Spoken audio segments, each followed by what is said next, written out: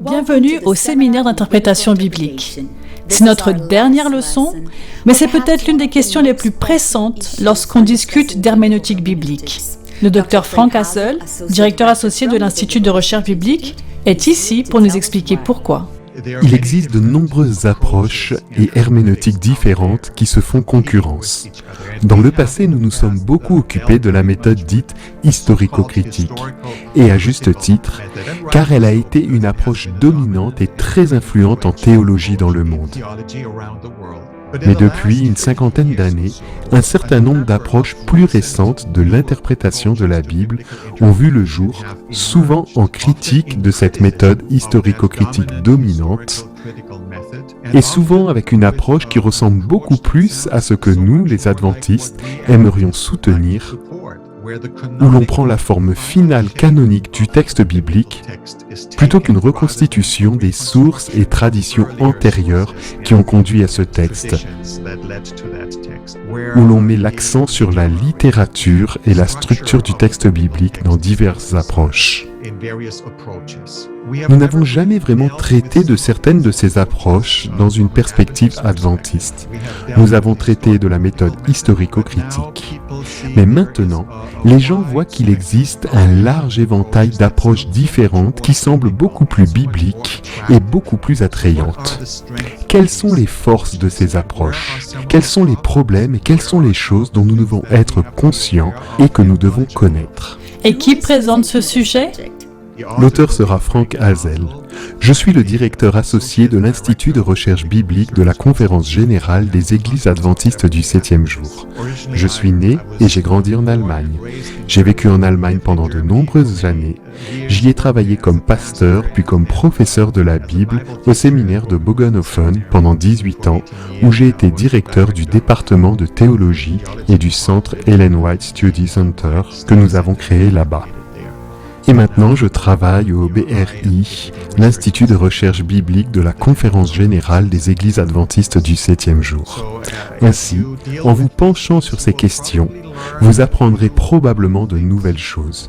Peut-être aurez-vous l'occasion d'acquérir quelques connaissances qui, nous l'espérons, vous aideront à vous frayer un chemin parmi les nombreuses approches différentes qui existent, afin que vous puissiez les aborder en toute connaissance de cause et voir quelle serait notre évaluation adventiste de la situation.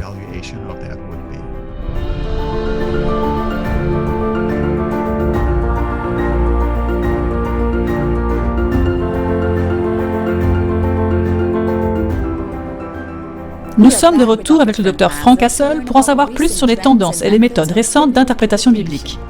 Dr Hassel, une nouvelle compréhension de l'histoire et des présupposés modernes a généré tout un arsenal de nouvelles méthodes historico-critiques.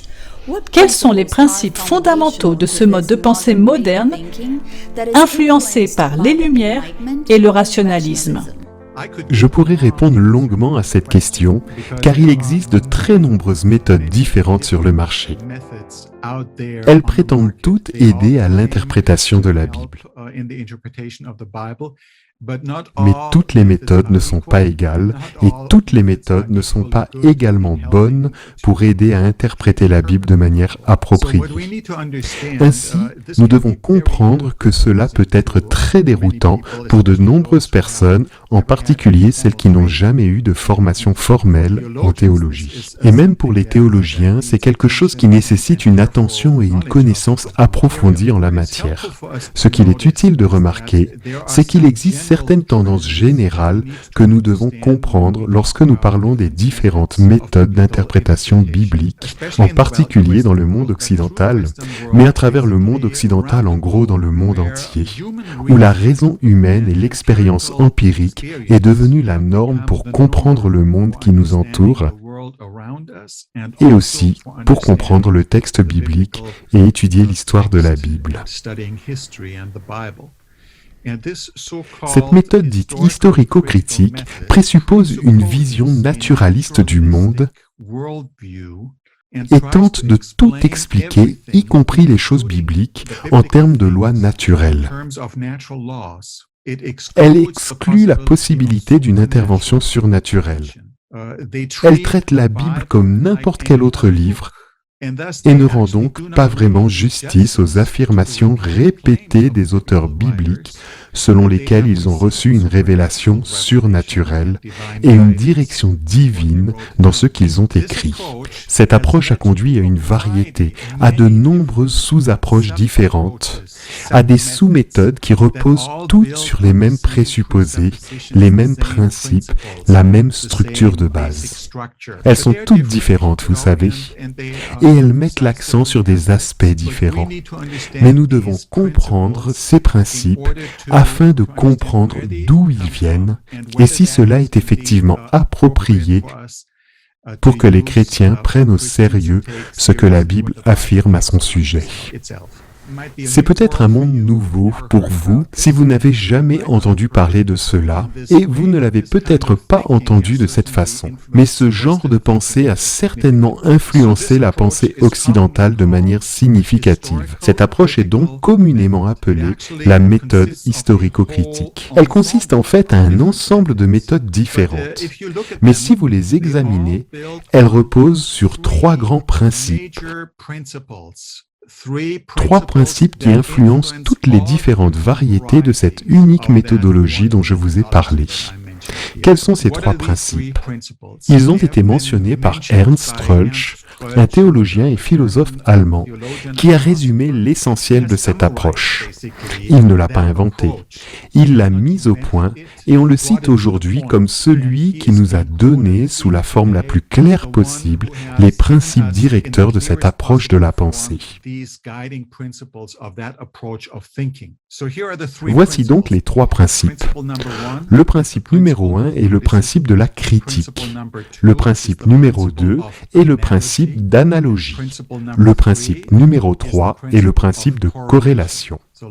Examinons donc chacun de ces principes séparément, brièvement. Lorsque l'on parle du principe de critique, nous ne parlons pas de l'exercice du discernement critique.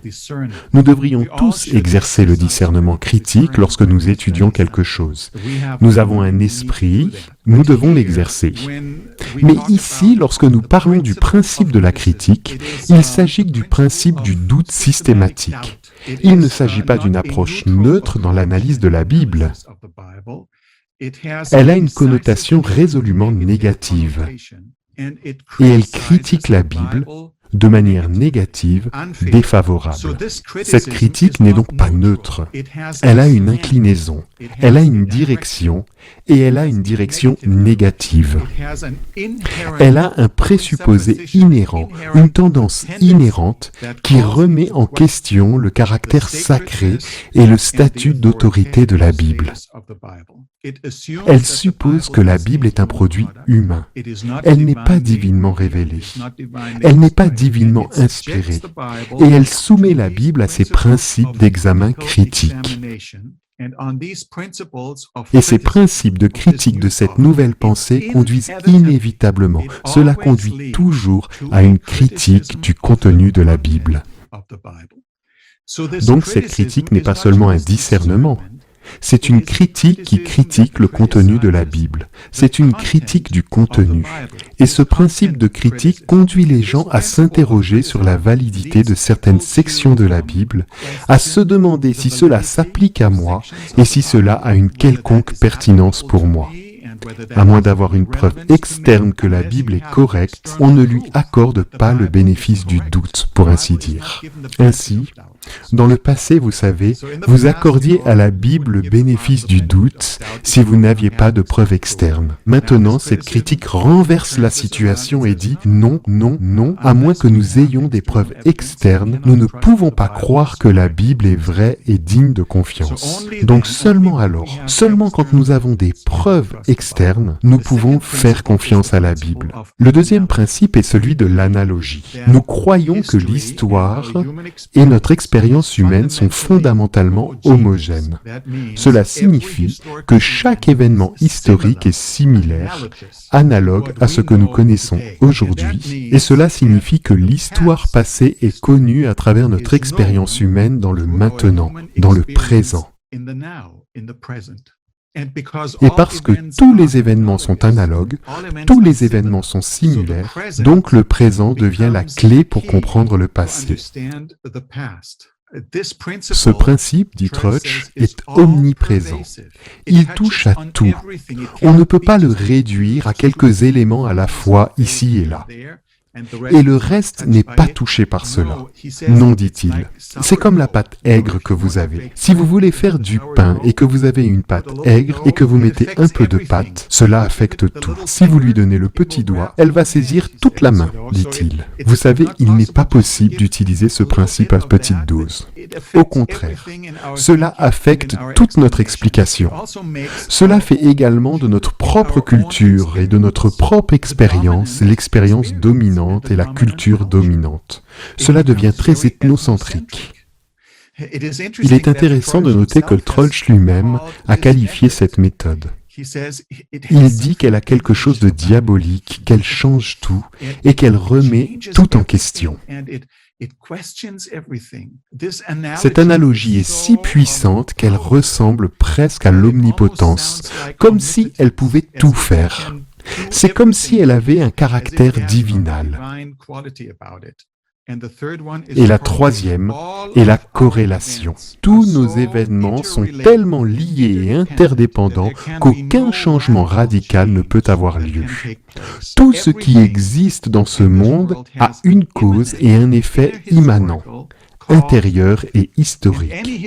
Et tout événement historique et tout texte historique ne peut être compris qu'en fonction de son contexte immanent, intérieur et historique. Il n'y a pas d'intervention surnaturelle. Ce n'est pas possible. Les miracles sont catégoriquement exclus. Cela sape-t-il la foi chrétienne? Oui, c'est le cas. Nous devons le dire clairement si c'est ce que de nombreuses personnes ont déclaré avoir expérimenté. Oui, savez-vous, s'il n'y a plus de miracles surnaturels, s'il n'y a plus d'intervention surnaturelle, s'il n'y a plus de révélation surnaturelle de Dieu, s'il n'y a plus d'inspiration surnaturelle, il n'y a plus d'origine surnaturelle que la Bible décrit. Une création qui est créée surnaturellement par Dieu. Il n'y a plus d'autorité extérieure. Et cela affecte fondamentalement tout. Vous voyez, si vous commencez avec cette pensée, vous ne pouvez pas simplement dire « Oh, je vais limiter cela à cette partie de ma foi, mais tout le reste ne sera pas affecté. » Si je commence avec cette approche pour interpréter la Bible, tout sera affecté. Elle reconstruit de manière critique l'origine de la Bible. La Bible n'est plus un livre qui a été donné par Dieu aux auteurs bibliques. Elle est au contraire un produit humain. Et ce que vous commencez à faire maintenant, c'est reconstruire de manière critique les sources, l'origine et les facteurs qui ont contribué à créer, humainement parlant, ce type particulier de littérature à cette époque particulière. Vous n'allez pas au texte, mais vous allez derrière le texte et reconstruisez l'histoire derrière le texte qui mène à la production humaine du texte. En général, ce n'est pas l'écrivain inspiré qui écrit le livre, mais des auteurs humains qui écrivent différents passages, puis des rédacteurs qui assemblent le tout pour créer la forme finale de ce que nous trouvons aujourd'hui dans la Bible. Et vous pouvez facilement le reconnaître. Cela fragmente la Bible. Elle met la Bible en petits morceaux différents, sans lien, sans unité. Et cela fait tomber la Bible, fondamentalement son autorité divine et son pouvoir.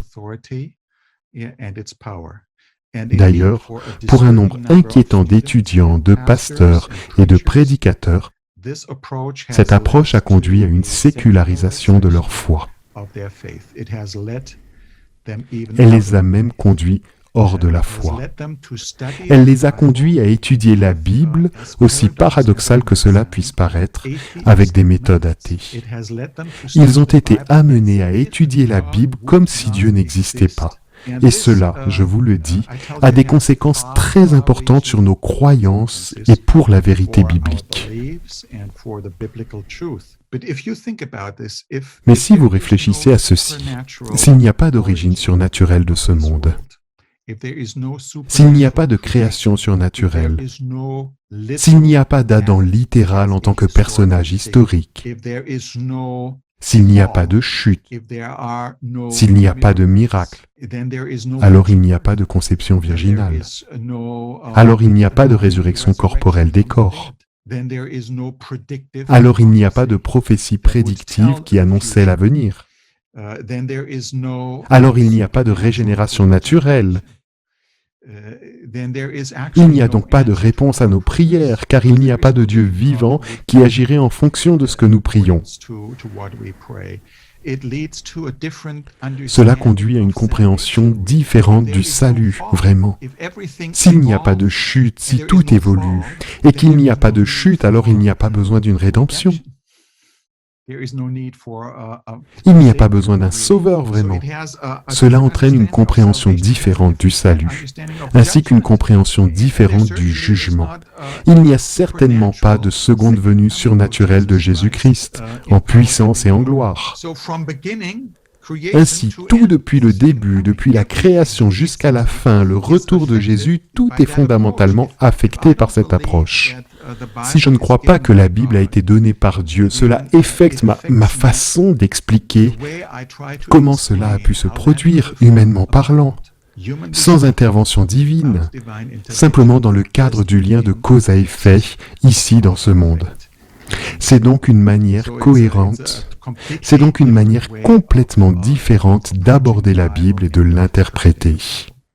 Peut-on modifier ces principes et les rendre plus acceptables pour la foi ? En particulier dans le domaine de l'érudition évangélique, où l'on a tendance à trouver davantage d'érudits qui croient dans la Bible. Il faut comprendre que dans le contexte moderne, cette approche historico-critique est devenue la méthode dominante d'étude de la Bible pour toutes les grandes universités. Ainsi, si vous allez dans une université publique, et que vous étudiez la théologie, vous êtes formé aux méthodes historico-critiques, sous ces diverses formes et sous-méthodes qui se sont développées et ont évolué au fil du temps. Mais ces principes sont devenus le standard, la norme, le roi et la reine de l'érudition moderne protestante et catholique d'ailleurs. Même l'Église catholique l'utilise. Cela soulève la question suivante. Cette méthode critique qui dérange tant notre foi et qui remet tant de choses en question, peut-elle être adaptée? Peut-on la modifier? Peut-on avoir une version modérée de cette méthode historico-critique qui ne soit pas aussi critique que certains le voudraient, mais qui fonctionne quand même sur le même principe? C'est une question très importante. Certains ont suggéré d'utiliser une méthode historico-critique plus modérée, une utilisation modifiée de cette méthode qui ne soit pas aussi critique, mais plus ouverte à la foi et peut-être même à certains aspects et interventions divines. Ceux qui proposent de faire cela ont généralement tendance à affirmer que la méthode en soi est neutre. Ils diraient, vous savez, c'est comme un couteau. Avec ce couteau, vous pouvez soit sculpter une belle chose dans le bois, soit le couper en morceaux. Cela dépend de l'interprète qui utilise ce couteau. Vous pouvez l'utiliser ou vous pouvez mal l'utiliser. Mais la méthode, le couteau en soi est neutre. Je ne pense pas que ce soit vraiment approprié. Nombreux sont ceux qui se sont demandé si cette méthodologie, issue d'une certaine vision du monde, d'une certaine façon de penser, qui repose sur certains présupposés, est vraiment neutre. Mais elle a déjà une inclinaison. Elle a déjà un penchant, une propension à la critique, pour ainsi dire. Il est intéressant de noter que dans le monde évangélique, de nombreuses personnes ont proposé de faire un usage modéré de la méthode historico-critique.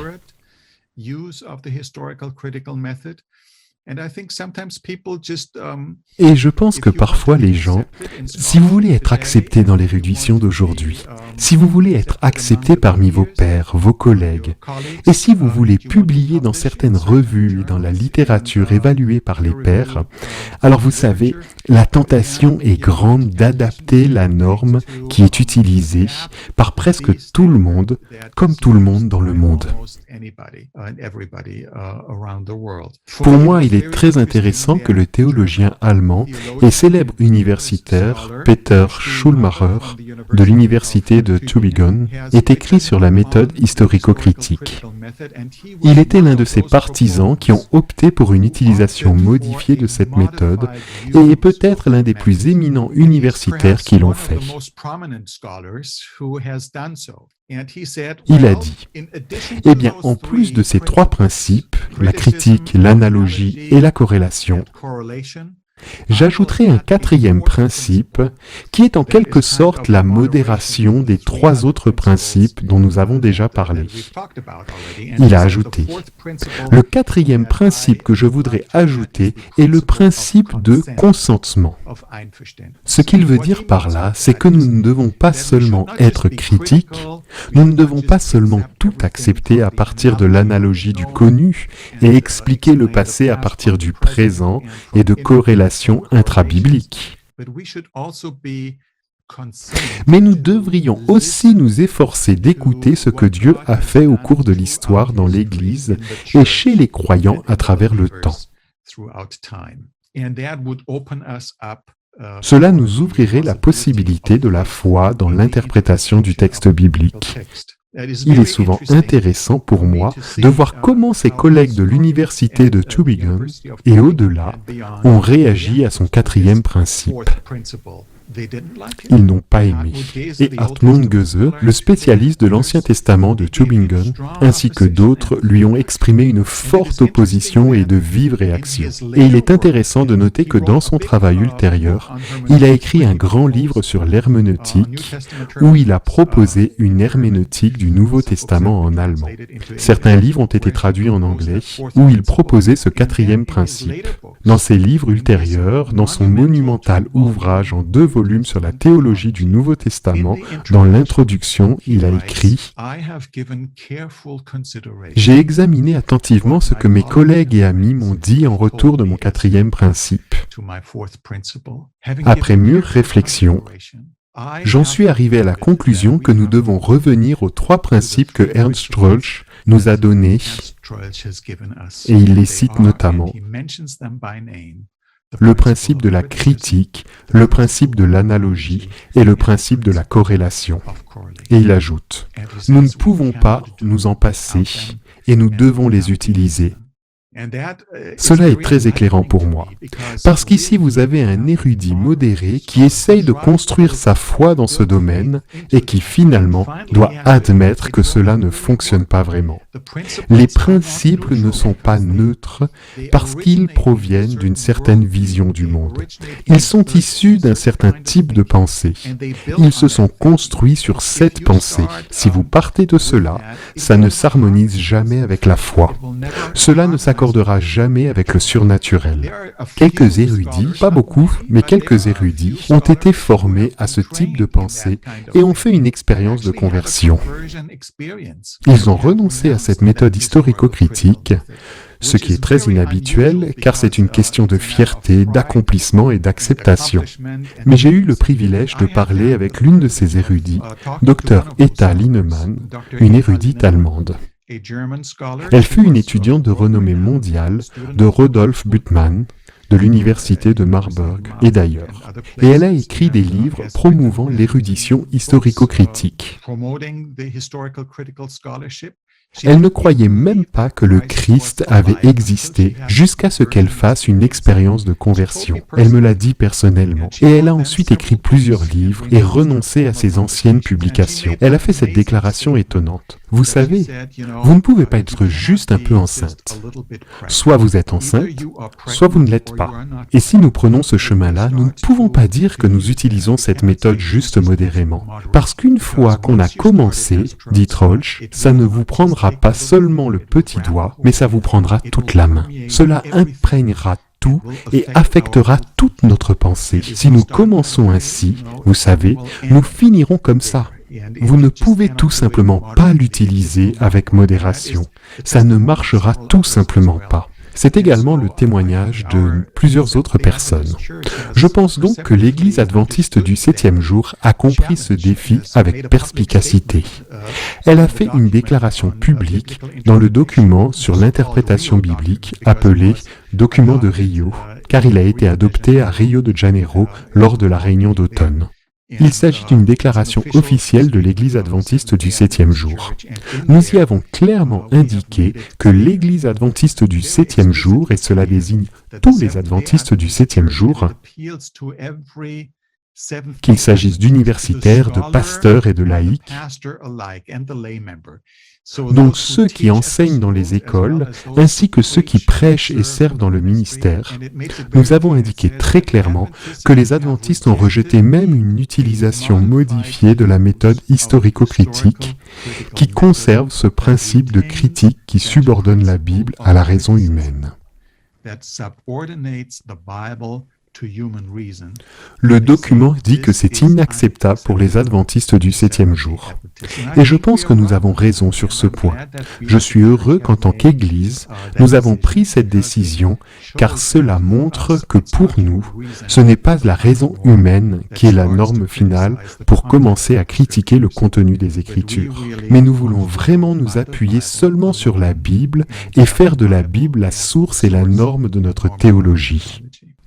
Quels sont les avantages et les inconvénients des nouvelles interprétations littéraires de la Bible? Nous avons été très forts dans l'Église adventiste en parlant en défaveur de la méthode dite historico-critique. Mais aujourd'hui, depuis une cinquantaine d'années, un certain nombre d'approches plus récentes de l'interprétation biblique ont vu le jour. Certaines de ces approches semblent très attrayantes, même pour les adventistes du 7e jour. De nombreux étudiants adventistes ont estimé que c'était quelque chose qui pouvait être intéressant pour nous d'utiliser, de tirer profit. Ainsi, par exemple, nous avons ce qu'on appelle la critique canonique, où une approche canonique de la Bible et de l'interprétation de la Bible a été promue et proposée. Brevard Childs, Saunders et d'autres sont les principaux représentants de cette approche.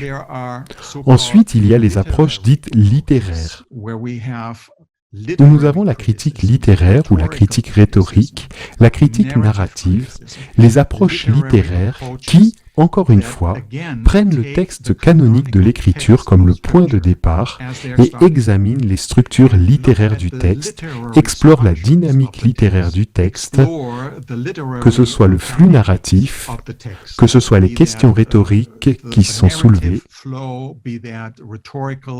que ce soit la performance de ce qui est proclamé, par exemple, et les réactions que cela a sur les gens qui l'écoutent. Et qu'en est-il de ces méthodes plus récentes, de certaines de ces méthodes plus récentes?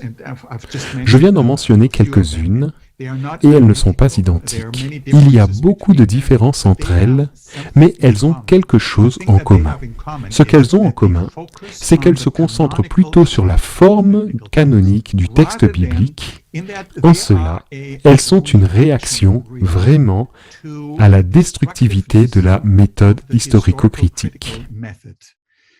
La méthode historico-critique a fragmenté le texte biblique en 1000 petits morceaux et essayé de reconstruire le processus d'émergence de ce texte derrière le texte biblique. Comment les êtres humains l'ont ébranlé dans différentes traditions et différentes écoles, puis comment d'autres l'ont assemblé, comment tout cela a fonctionné et ainsi de suite. Et si vous abordez la Bible sous cet angle, la Bible perd sa beauté. Elle perd son pouvoir de transformation. Elle perd sa capacité à changer votre cœur et votre esprit. Elle devient simplement un exercice académique abstrait. Et l'unité du texte est perdue. Elle est fragmentée. Et donc, la critique canonique dit « Et nous regardons la forme canonique finale du texte biblique et cela semble beau.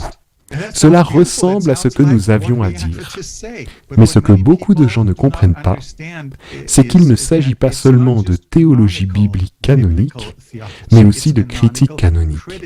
Cette approche n'est pas entièrement exempte de la pensée critique. Et certains de ses partisans et de ses représentants ne mâchent pas leurs mots et disent que nous devons utiliser la méthodologie critique pour reconstruire la manière dont l'Église est arrivée à ce choix avec ce texte biblique et comment cela s'est produit. Mais nous ne nous concentrons pas sur l'histoire derrière le texte. Nous ne nous concentrons pas sur la reconstruction du texte, l'hypothétique. Nous nous concentrons sur la forme finale du texte biblique. Maintenant, c'est bien. Nous devons être conscients qu'il ne s'agit pas seulement de la forme finale, mais qu'il y a aussi un mélange de la forme finale et de la reconstruction critique de la communauté qu'il a produite. Et cela soulève tout un tas de questions sur l'inspiration. L'inspiration agit-elle sur le prophète, sur le texte ou sur la communauté qui produit le texte et décide quel texte est le texte canonique, et ainsi de suite. Maintenant, avec les autres approches littéraires que je viens de mentionner brièvement, encore une fois, elles se concentrent sur la forme canonique du texte et elles se concentrent sur le texte en tant que texte. Ils regardent la structure du texte et la rhétorique du texte et ils découvrent de belles choses. Pour eux, le rédacteur qui assemble le texte, encore une fois, n'est pas complètement exempt de la pensée critique, mais il se concentre sur la forme finale du texte. Ils ne reconstruisent pas le texte et les traditions antérieures du texte, ils se concentrent sur la forme finale du texte. Pour eux, le rédacteur du texte n'est pas un bel artiste qui a composé une belle pièce artistique de littérature. Ils examinent cette littérature et sa dynamique, la façon dont elle fonctionne, comment elle suscite certaines réactions et ce qu'elle fait. Nous pouvons obtenir beaucoup plus d'informations importantes, des informations très précieuses pour lesquelles nous sommes reconnaissants. Vous voyez, chaque fois que des gens travaillent avec le texte canonique plutôt qu'avec un texte théorique reconstruit, nous, les adventistes, nous l'apprécions. Mais voici une chose que beaucoup plus de gens ne considèrent pas. Pour ceux qui promeuvent la critique canonique et ceux qui promeuvent ces approches littéraires, la critique littéraire, la critique rhétorique, la critique narrative, etc., ils se concentrent sur le texte. Mais pour eux, le texte est le texte par le texte. Le texte ne dit rien de l'historicité, de ce dont le texte parle. En d'autres termes, c'est le monde du texte. Mais le monde du texte ne nous dit rien de la réalité historique qui a réellement existé et qui en rend compte de manière véridique. C'est une chose avec laquelle nous, les adventistes, aurions un énorme problème. Parce que pour nous, le texte et la beauté du texte et du texte canonique sont également liés à la dimension historique que le texte rapporte. Nous croyons que le texte n'est pas seulement une création artistique d'un auteur, mais aussi un texte qui nous donne des informations propositionnelles qui nous aident à comprendre ce que Dieu a réellement fait dans l'histoire et qu'il a réellement agi dans l'histoire. Que ce n'est pas seulement un texte qui évoque certaines émotions en nous, mais que ce texte enregistre réellement ce qui s'est passé. Cela rappelle l'apôtre Paul lorsqu'il dit « Si Jésus n'était pas ressuscité des morts, et il voulait dire au niveau corporel, littéralement ressuscité des morts, notre foi serait vaine, dit-il. » Vous savez, il ne suffit pas de dire qu'il parle gentiment de la résurrection. Il ne suffit pas que le texte fasse de nombreuses allusions et soit magnifiquement, artistiquement construit pour parler de la résurrection. Si la résurrection n'a pas réellement eu lieu, dit l'apôtre Paul, notre foi en Christ serait nulle, inutile. Ainsi, pour nous, les adventistes du 7e jour, le texte, et même un texte, vous savez, qui est poétique, peut encore rappeler la véracité de ce qui a eu lieu. Donc pour nous, les adventistes, exclure cette dimension historique du texte est quelque chose qui nous induit en erreur et nous conduit à une représentation erronée de ce dont parle réellement la Bible. Une autre approche plus récente de l'interprétation biblique est ce qu'on appelle la critique postmoderne ou la critique de la réponse du lecteur. Cette approche est très intéressante car, encore une fois, elle met en évidence quelque chose qui est valable jusqu'à un certain point, mais elle exagère et nous conduit à des conclusions erronées. Ainsi, les personnes qui utilisent cette approche, la critique de la réponse du lecteur ou l'approche postmoderne, disent que le lecteur est en fait celui qui est également impliqué dans le texte et dans la signification du texte. Pour eux, jusqu'à un certain point, c'est vrai, parce que nous sommes tous engagés dans le texte et nous arrivons tous avec des présuppositions différentes. Et nous avons besoin de façonner nos présuppositions avec le texte biblique et d'être informés par le texte biblique. Mais ce que la critique de la réponse du lecteur dit, c'est que le sens ne réside pas dans les mots. Le sens ne réside pas dans le texte. Le sens est créé par le lecteur qui lit le texte. Cela signifie que la Bible n'est plus une source de sa propre interprétation, comme c'est le cas dans la Réforme protestante et dans la théologie adventiste. Mais ici, le lecteur devient la source qui crée le sens du texte. Et selon votre approche du texte, selon votre antécédent, vous arrivez au texte avec des situations et des circonstances nouvelles qui changent constamment. Et chaque fois que vous arrivez au texte, vous créez un nouveau sens parce que vous êtes le créateur du sens. Ainsi, l'accent n'est plus derrière le texte, comme dans la critique historique. L'accent n'est plus mis sur le texte, comme dans les approches canoniques et littéraires. L'accent est maintenant mis sur le lecteur, devant le texte, et le lecteur est le créateur du sens. Alors le sens peut être n'importe quoi. C'est un processus ouvert, il n'est jamais fixe, il n'est jamais certain, il n'est jamais terminé, il est en cours. Par conséquent, ce caractère ouvert est très pluraliste. Il se demande si cette approche peut conduire à une certaine forme d'unité théologique. Est-ce possible même à partir d'une pensée abstraite ?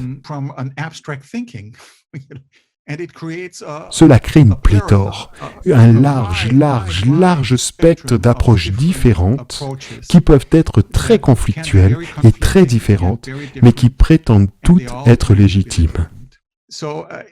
J'indique donc simplement que si vous prêtez attention, ce n'est qu'un développement des 50 dernières années environ, de nouvelles approches apparaissent pratiquement en permanence. Il est impossible de rendre justice à toutes ces approches. Il y a des différences entre elles.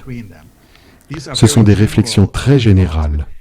Mais je pense que nous devons comprendre certains principes de base qui nous permettent de comprendre d'où viennent les gens et où cela nous mène. Ensuite, nous pouvons voir les différences entre les différentes approches, les apprécier et ainsi de suite. Mais pour nous, adventistes du 7e jour, je pense que c'est important. Pour nous, le sens n'a jamais résidé dans le lecteur et notre sens n'a jamais été reconstruit derrière le texte biblique. Nous avons toujours pensé que le sens réside dans le texte et que l'auteur qui l'a écrit a donné à ce mot et à ce message une certaine signification. Or, ce sens ne peut être changé simplement en lisant dans des contextes différents. Il y a un sens, et ce sens peut être trouvé, peut être détecté, peut être suivi et peut être compris. Et il ne réside pas dans le lecteur, mais dans le texte de la Bible. Quel devrait être le guide du croyant adventiste pour interpréter la Bible ? Je dirais que pour nous, adventistes du 7e jour, notre approche de la Bible est ce que j'appellerais une approche biblico-historique. Ce n'est pas une approche historico-critique, c'est une approche biblico-historique. C'est biblique. Et je commence par la Bible, parce que la Bible devrait être la norme et la source de notre théologie. Elle devrait tout éclairer. Elle devrait même informer la méthode d'approche de la Bible et les présuppositions sur l'existence ou non de Dieu. Je ne peux pas être d'accord avec cela. Je peux avoir des questions, mais je lui accorde le bénéfice du doute. Je dois au moins accepter que les auteurs bibliques, c'est une réalité. Je dois au moins accepter que pour les auteurs bibliques, c'est une réalité avec laquelle ils comptaient. Et c'était une réalité qu'ils pensaient réelle. Et je dois prendre cela au sérieux. Donc pour nous, c'est une approche biblico-historique. Et c'est important, parce que pour nous, il ne s'agit pas seulement de la Bible, il ne s'agit pas seulement du texte. Voyez-vous, pour ces approches littéraires modernes, le texte crée son propre monde d'existence, qui est séparé de la réalité historique dont le texte parle. Pour nous, adventistes, il ne s'agit pas d'une séparation. La Bible et l'historique vont ensemble. Vous ne pouvez pas séparer le biblique de l'historique. L'historique est important parce que Dieu agit dans l'histoire. Dieu se révèle dans l'histoire. Sa révélation se constitue dans l'histoire et par conséquent devient normative pour toute l'histoire, pour tous les temps. L'historique ne doit jamais être négligé. Certaines personnes disent « Oh, dans notre herméneutique, nous nous concentrons uniquement sur les choses spirituelles, vous savez, la théologie, mais pas sur les questions historiques, parce que la Bible est fiable sur la théologie qu'elle prêche. » Mais quand il s'agit de questions historiques, oh, il y a des erreurs, et il y a des choses qui ne sont pas si fiables, et vous ne pouvez pas vraiment lui faire confiance. Je ne crois pas que cela soit correct, et je ne pense pas que nous devrions suivre ce type de raisonnement, pour une raison simple. Je vais vous donner un exemple dans l'Évangile, pas dans l'Évangile, dans l'Épître aux Romains. Par exemple, Paul propose un sujet théologique très intéressant pour la justification du croyant en faisant appel à Adam, la figure historique d'Adam, et il compare Adam avec le second Adam, avec Jésus. De même que le premier Adam est venu, et que le péché est entré par le premier Adam dans le monde, dit-il, de même le salut vient à tous par un seul homme, Jésus. Maintenant, dans la pensée libérale, il n'y a pas d'Adam historique. C'est juste un terme générique. Il n'y a jamais eu de chute avec l'Adam historique. C'est juste un terme général pour l'humanité. Mais ce détail historique est important pour la théologie de Paul. S'il n'y a pas d'Adam historique, alors le Jésus historique ne ferait pas l'analogie. Ainsi, pour les auteurs bibliques, les détails historiques ne doivent pas être négligés. Ils sont là pour être confirmés. Et ils vous disent que quelque chose a réellement eu lieu. Et que quelque chose s'est réellement produit. Et que Dieu a réellement agi dans l'histoire. Et qu'il agira à nouveau dans l'histoire. C'est là l'espoir que nous avons. C'est pourquoi je trouve très intéressant que la critique de la Bible ne commence généralement pas par les grandes questions théologiques. La critique commence souvent par les petites inexactitudes historiques, les petits détails historiques dont certains pensent qu'ils ne sont pas importants. Ne soyons pas dupes et ne nous laissons pas tromper sur ce chemin. Les détails historiques sont très importants pour les auteurs bibliques et nous ne devons pas les négliger. Donc pour nous, les adventistes, l'approche biblique historique est importante. Et nous avons une compréhension historique de la vérité biblique.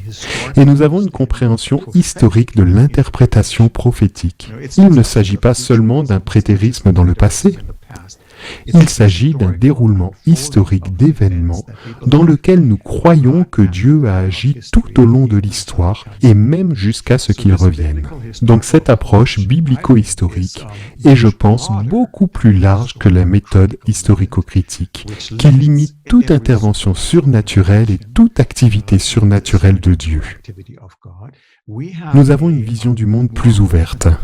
Nous ne sommes pas aussi fermés d'esprit au point de dire « Non, Toute chose surnaturelle ne peut pas se produire parce que cela ne devrait pas se produire et cela ne peut pas se produire. Nous y croyons. Si la Bible enseigne qu'il y a une possibilité que Dieu puisse faire cela et qu'il l'a fait dans le passé, cette approche biblico-historique est donc ouverte à l'élément surnaturel, à la révélation de Dieu. Elle ne commence pas par une critique catégorique. Elle ne commence pas par une vision naturaliste et fermée du monde, où nous acceptons simplement les effets causaux de l'histoire interne. Nous n'utilisons pas de méthode qui fonctionne sur ces prémices et présupposés naturalistes. Mais nous valorisons et respectons le texte biblique dans sa forme canonique. Et pour nous, le texte de l'Écriture est porteur de sens. Et ce sens est fixe. Et ce sens peut être compris. Ce sens peut être déployé. Et ce sens peut être appliqué. Ce n'est pas seulement un produit du lecteur, c'est une qualité du texte. Et c'est ce qui rend si précieux le texte pour nous. C'est pourquoi la Bible, pour nous, adventistes du 7e jour, et le texte de la Bible d'ailleurs, est la forme finale qui règle les questions qui sont importantes pour notre vie et notre foi. Merci Dr Russell et merci à vous de vous être joint à nous. Ce fut un honneur d'être en votre compagnie. Que Dieu vous bénisse et vous donne la sagesse d'étudier et d'appliquer le contenu que nous avons partagé tout au long de ces leçons. La parole de Dieu ne reviendra jamais vide, alors puisse-t-elle s'épanouir en de nouvelles perspectives et de nouveaux fruits lorsque vous lisez et enseignez les Saintes Écritures aux autres. Que Dieu vous bénisse. Pour une compréhension plus profonde de ce sujet, consultez adventistbiblicalresearch.org et achetez le livre Biblical Hermeneutics, An Adventist Approach. Pour d'autres ressources, consultez adventistbiblicalresearch.org.